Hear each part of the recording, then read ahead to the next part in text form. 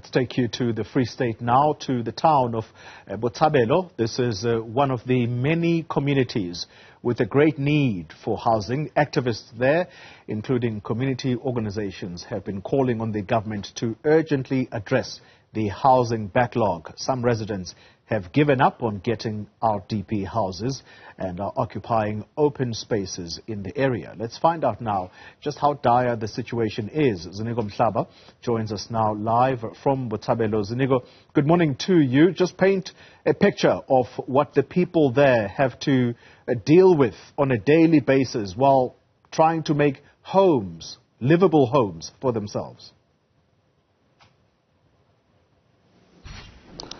It's a difficult situation, Kole, from what we've been seeing and what we also saw the last time we were here in 2022 during the January statement events which were taking place in Nangawung. So at some point with my colleagues, we had visited the Botshabelo area just to get a sense of their major issues. And of course, coming out of those conversations we had with them was the housing backlog, which they clearly illustrated to us how serious it was. So that inspired our revisit, just to see if there's any major developments which have been made or any strides that have been made by the provincial government, but also the national government in terms of intervening to address the housing backlog here. So you'll also know that Botshabelo is the second biggest township in South Africa. It was founded back in 1979. So it is one of the oldest settlements in South Africa when it comes to the allocation of people of color from the CBDs and from the homesteads. So all those who were trying to move away from their homelands, trying to get closer to the Bloemfontein city center, especially when it comes to Botshabelo, they were allocated this piece of land. That's when it was established. So just to give you a sense of how the situation is, talking about that exact point you made reference to as you were coming to me in terms of people making interventions or taking it upon themselves to ensure that they build their informal structures. I'm actually in one of those residential areas which is not far from this occupied land, where some community members have erected the shacks that you see, or informal settlements. But when you look at the distance between where this informal settlement is compared to the actual formal residential area, you'll find that it's just about 500 meters away. It's just divided by that main road that you see there on your visual right now. So let's get a sense of the general problems of infrastructure when it comes to housing problems here in Botshabelo. I'm joined now by a person who has spent more than 20 years in Botshabelo, so he understands, he can comprehend, and he can give us, a proper analysis of how the situation is here. Dademokete, thank you very much for your time, sir. You've been here for more than 20 years. Talk to us about the overview of the housing problem here, especially when it comes to backlog, people being unable to access RDP houses. How big is that problem? Thank you, Ndate Mhlaba, and morning to your viewers. The overview that I can give you is that our government, since the dawn of democracy, we find ourselves in this kind of situation.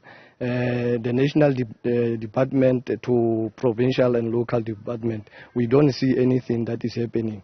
That is why you see today we are here in Ward 35 in the river informal settlement. It is whereby the people took to their to their arms so that they can come here and occupy this piece of land. And what I can say to you, Ndate Mhlaba, is this place is already packed, and we don't know what that caused the delay. But we know our politicians are playing politics with the lives of our people.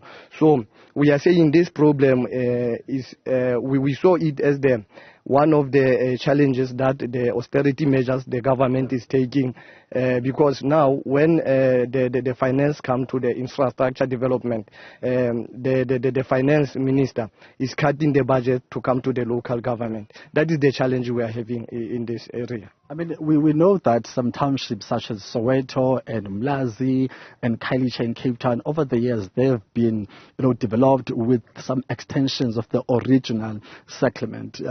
Has Botshabelo been, developed in terms of extending it by allocating people more land so people can be able to occupy and even build their own houses? So in terms of the extension and expansion of these settlements, especially Botshabelo, has that been happening since you got here?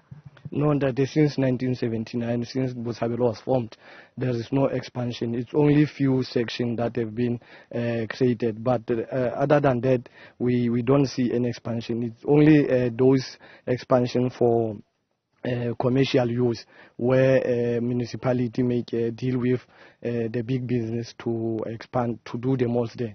That's the only expansion, because 3 years back, we were having the mall was erected in the site of Section H. Yeah. Yes. So we know that, occupying land without the permission, without the legal roads is illegal in South Africa. So what has been the attitude of local authorities in terms of handling the occupation of land? Because where we are, we also know that it's an illegal occupation.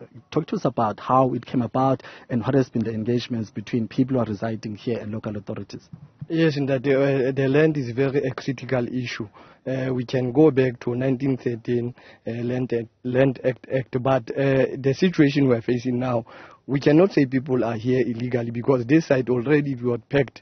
That was the delay of the municipality. That's what I'm trying to say. When they came here without being allocated this land. So that's what I'm referring to in terms of illegal.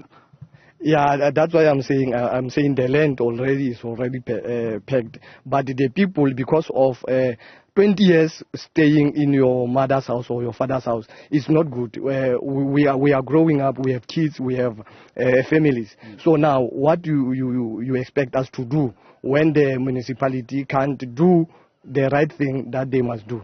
So we are saying to our municipality, give us the land, give us the F, so that we can build our own houses. We are not saying they must build us the houses, but we are saying we know this piece of land is identified as a settlement. So why are you waiting?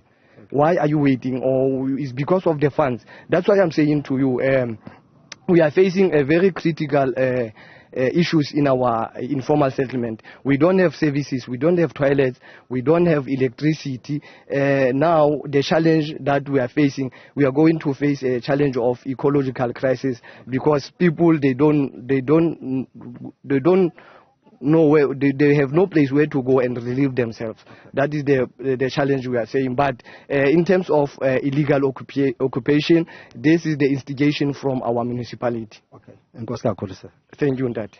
Thank you very much, sir. So, Xoli, that's the update there. That's the latest. And, of course, citing very valid reasons from their perspective, saying that they grew up here, they're adults themselves, they've got their own families now, so they're forced to occupy this land illegally. So the other thing Mr. Mhlaba mentioned there is the issue of services in terms of water, in terms of sanitation services. So I think in the next crossing or so, we'll try to zoom into those services and the need and how the residents in some other areas, not far from here, we understand that they are still using bucket toilets or pillar trees. So we'll try to get into those communities so that we give you those updates as we see them on the ground here in Botshabelo, as we keep zooming into the housing challenges in this particular community.